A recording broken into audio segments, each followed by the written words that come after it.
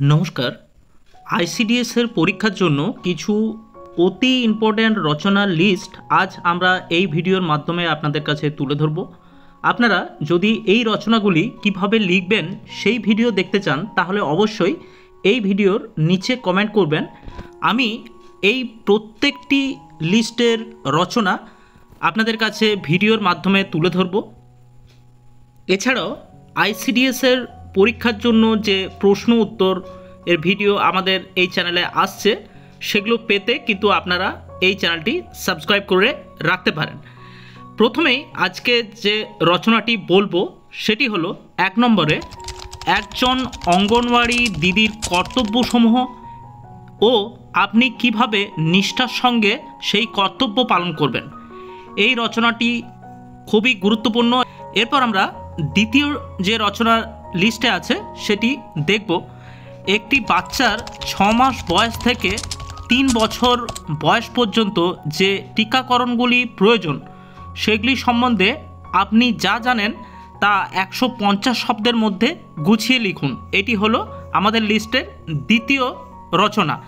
তৃতীয় যে রচনাটি সেটি হলো একটি অঙ্গনওয়াড়ি কেন্দ্র কিভাবে চলে এবং সেখানে কি কি কাজ হয় সেই সম্বন্ধে আপনি কি জানেন তা 150 শব্দের মধ্যে গুছিয়ে লিখুন।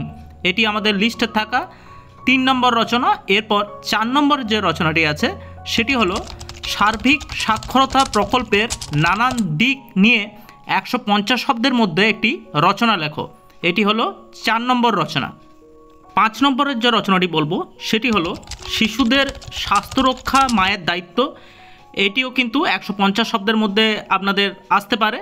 এরপর সুসংগত শিশু বিকাশ সেবা প্রকল্প, এটিও কিন্তু 150 শব্দের মধ্যে আপনাদের আসতে পারে। এরপর যে রচনাটি বলবো সেটি হলো নারী শিক্ষার গুরুত্ব। এটিও কিন্তু একটি গুরুত্বপূর্ণ রচনা। রক্তদান জীবনদান, এই রচনাটিও আসতে পারে।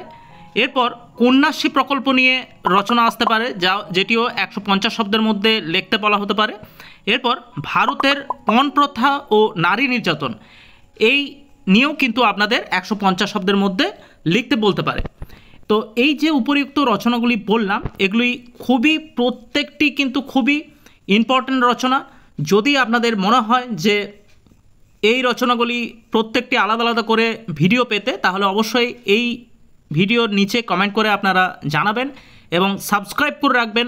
আইসিডিএস নিয়ে প্রশ্ন উত্তর এবং ম্যাথের ক্লাস আসছে, তাই কোনো একটি ভিডিও যেন না মিস হয় তার জন্য কিন্তু অবশ্যই সাবস্ক্রাইব করে রাখবেন। এই ভিডিওটি ভালো লাগলে একটি লাইক দিয়ে আমাদের উৎসাহিত করতে পারেন। নমস্কার, ভিডিওটি দেখার জন্য ধন্যবাদ।